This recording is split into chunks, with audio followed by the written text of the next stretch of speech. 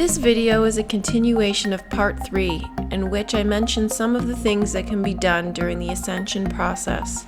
You may find you have some different experiences or approaches, but many of these will be common among us. If you have something to add, please feel free to leave a comment so others might benefit from your experience. The following are just some of the many actions and experiences I have done and continue to do during my awakening, but also some of these are things I have come across that might be helpful. Do not see these things as a to-do list or recipe for ascension or try to do everything at once. It's likely you will go through phases, perhaps experiment with a few, but know that your personal experience will present you with exactly what you need as and when you need it. 14. Fear. Overcoming fear is a massive hurdle, one I have focused on extensively on my channel. I will say you need to confront fear within your own life, fear of the outer world stage, and fear in knowing the truth. In your own life, if there are things you have wanted to do, but not done them out of fear of not being good enough, fear of going alone, fear of looking foolish, fear of failure, fear of success, these are psychological fears that have held you back in life and must be confronted. You must confront them, or at least confront the reasons as to why you didn't do them. The only kinds of fear that matter are those that prevent you from being who you really are. The world stage fear is another level. That involves knowing that all of it is fake. The third level of fear is in facing the truth. There are some truths that are especially painful that we don't want to look at. The truth must matter more to you than any of those things. 15. Merging the duality. When you merge the duality and know that all is love, you are able to recognize the love in what appears to be seemingly hostile or contentious events. You are able to understand where this experience is coming from and why it is happening for your greater good, and it is you who is labeling it as good or bad when it is neither. Being able to see it this way and to see the love in it is a result of merging the duality. You must know, without a doubt, that the duality is an illusion and merely two halves of the same coin. Number 16. Appreciation and gratitude. Also, a result of your changing consciousness is that you become more appreciative, more grateful, and slow down in life. You stop to smell the roses. I value time with my family, I value my time, and I do what I want to do, and I do what I enjoy doing. I'm more present, more focused. I enjoy the simple things. I value what I take in, and I value what I put out. I still have frustrations and things that I miss from the physical world, but I know it's part of the mourning process. If there's something I think I miss, like shopping or going out on the town, I'll do it so that I can remember how much I no longer enjoy it or need it. I appreciate my own company, my solitude, silence, peace, and calm. 17. Drama. One thing you will no longer tolerate is emotional drama, either others or your own. You will stop engaging with people who are nothing but trouble and complaints. The ones who bend your ear with woes and yet never actually take action. The ones who love to complain yet never do anything to change their lives.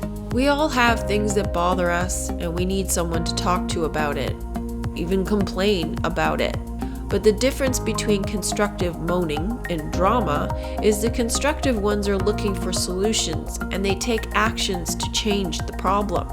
Drama is also a form of addiction because it occupies the mind in problems that will never be solved. You cannot be absorbed in drama and calm the mind at the same time. 18. Violence and graphic sex. You will find that you develop an intolerance to graphic violence and sex on television or video games or books. Depictions of either will turn you off. If this is happening in your own life, you will move away from that also. Your language will change. How you talk about love interests will change.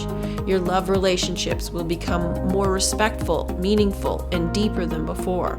You will change how you look at sex, and you might want to abstain. 19. Addictions. Any addictions to anything physical, such as shopping, sex, porn, drugs, food, booze, are all things you must leave behind. It is more to do with the mindset you must conquer, as addictions are such because thoughts about these things dominate your mind. You are obsessed with them. All addictions are a form of escape from a deeper issue you are not facing. You cannot ascend when your mind is preoccupied with anything physical. This is why the Bible says a drunkard cannot enter the kingdom of heaven. How can you when your mind is full of junk? 20. Kundalini. The process of ascension is about the raising of the Kundalini energy within. It is reflected in everything around us. This is not a singular event, but an ongoing process by which you rise into Christ consciousness in stages or levels. It is about healing and opening the chakras, raising the serpent energy, living clean so that the energy can rise, the oil can anoint you, and you can enter the kingdom of heaven. 21. Being versus doing. Learn the art of doing nothing. Modern life is full of doing things for the sake of doing. Stop doing. When you feel compelled to do something that is not necessary, stop yourself and do nothing instead. Sit with your unease until you learn to take action only when you feel the impulse when called from within, rather than taking action out of a need to keep busy. Take time to sit in the park without distraction. No book, no phone, no notes, just observe. Stop multitasking and focus on doing one thing at a time to give it your full attention. You will soon notice the number of things that are done in the name of busyness and are totally wasted energy. Now your time is freed up to focus on other more valuable things. 22. Energy work. You can do energy work via Reiki or energy healers if you like. They can be helpful in releasing energetic blocks in your chakras. You can also do this yourself by focusing on your chakras in meditation and sending each one healing energy before moving on to the next. 23. Psychic abilities. You will want to expand your psychic abilities because you will need them in order to see through the veil. When you see synchronicities, acknowledge them for what they are. Don't explain them away as coincidences and discard them. When you hear the TV talk to you, accept it for what it is.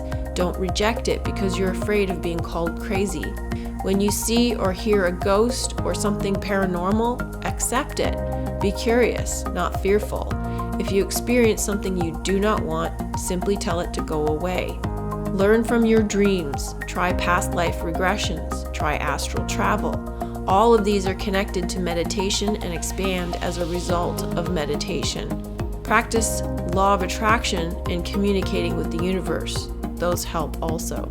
24. Law of attraction and talking to the field.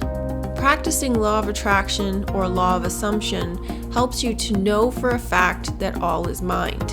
This is imperative in knowing the true nature of our reality.